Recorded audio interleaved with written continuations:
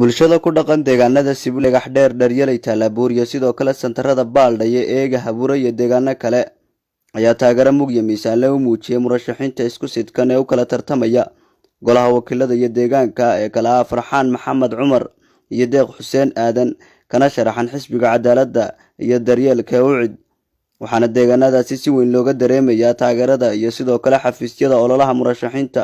murashaxiintan ayaa muddooyinkii u dambeeyay ka waday deegaanada hawdka gobolka Togdheer qaybinta booyada biyaha iyo sidoo kale deeqo kale kuwaas oo gaarsiiyay dadka ku dhaqan deegaanada hawdka gobolka Togdheer ay abaartu saameyn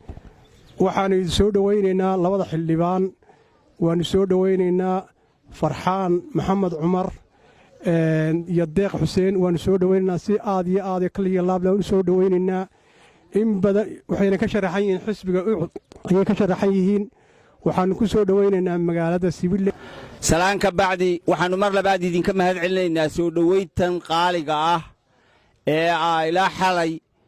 soo jeedeen na sugayseen waan aad iyo aad baan mar labaad iyo mar saddexaad baa idinka mahad celinaynaa waftida tan aanu ka mid ahayn waxay hogaaminaya labada xildhibaan Farxaan Maxamed Cumar oo ka sharaxan golaha baarlamaanka Deeq Xuseen Aadan oo ka sharaxan golaha deegaanka ee Burco Farxaan Maxamed Cumar iyo Deeq Xuseen Aadan magaranaysa waa soo dhaweynaynaa iyo waftida la socotay faraha badan laba inta waa soo dhaweynaynaa dhammaantii waa soo dhaweynaynaa saasaan diyaar ku nahay kuwa sugayna waxaanu idin leenahay soo dhawaada xildhibaan Farxaan Maxamed Cumar Deeq Xuseen Aadan waxaanu idinku soo dhaweynaynaa qalbi furan gacmo fayow iyo waji faraxsan waxaanu idin leenahay guulaysta codka waa idin siinaynaa waa idin dooranaynaa insha Allah taala ilaahay waxaanu ka rajaynaynaa ka filaynaa inaad soo baxdaan waxa weeye farta waa idin siinaynaa codka idinkaanu idin siinaynaa xildhibaanada ayaanu soo dhaweynaynaa xildhibaanada sharafta badan leh aad iyo aad baan u soo dhaweynaynaa aad iyo aadna waan u taageersannahay xildhibaan Farxaan Maxamed Cumar Xandulle iyo Deeq Xuseen Aadan aad baanu labadaba u soo dhaweynaynaa aad baanu labadaba u taageersannahay aan ahayn xildhibaan afka laga soo yiri xildhibaan waa xildhibaanna shaqaban xildhibaan ugu kalsoonahay xildhibaan idinkuna ku kalsoonaan kartaa idinma oranayno xildhibaan hebel la codeynina xildhibaan hebel loo codeeya laakiin idinka kala dooran kara idinka kala qiimeyn kara horta xildhibaanadu waa isku mid waa run laakiin xildhibaanadu waa hadii Ilaahay ka dhigayo run marka laga hadlo way si badan bay u kala mudan yihiin hadana dadku isagoo isku mid ah halka xildhibaan Farxaan Maxamed Cumar iyo Deeq Xuseen Aadan ay maanta waftigoodu marayo ama ay dadkoodu ugu yimaadeen waad aragtaan xildhibaano kale oo la siban anigoo daan waxba ka sheegaynaa aynu simanahay aynu isku mid nahay xildhibaan xadka soo dhaafay oo reerkani ma jiro kana wuxuu ku socdaa ilaa iyo halkii ay bulshadiisa ama dadkiisu ay joogeen oo waliba hadda ka dhigo wuxuu qaban karo ugu qabanaya baahiyaada ururnaya buug iyo qalin u sitaa marka wax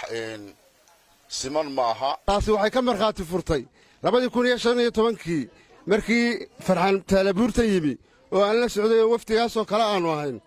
ayay Talaabur waxay tiri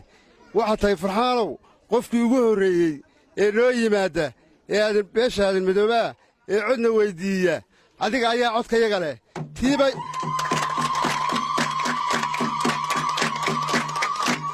tiibay kaga dhabaysay Talaaburi waraxmatullaahi wa barakaatu waanu idin salaamnay waftida ballaadhan ee noo timiya booqashada noogu timo sharafta leh mudane iyo marwooyinba gaar ahaan waxaanu salaamaynaa musharaxiinta sharafta naga mudan ee na soo booqday maanta ee noo yimi inta badan aanu sacabtumaynay sugaynay Farxaan Maxamed Cumar Deeq Xuseen Aadan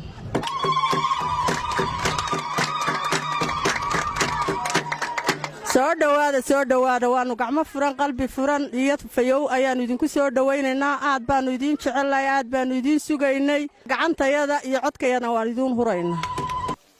xusbigan waxa weeye waa xusbigii UCID xusbigaynu galaana kor buu kacaa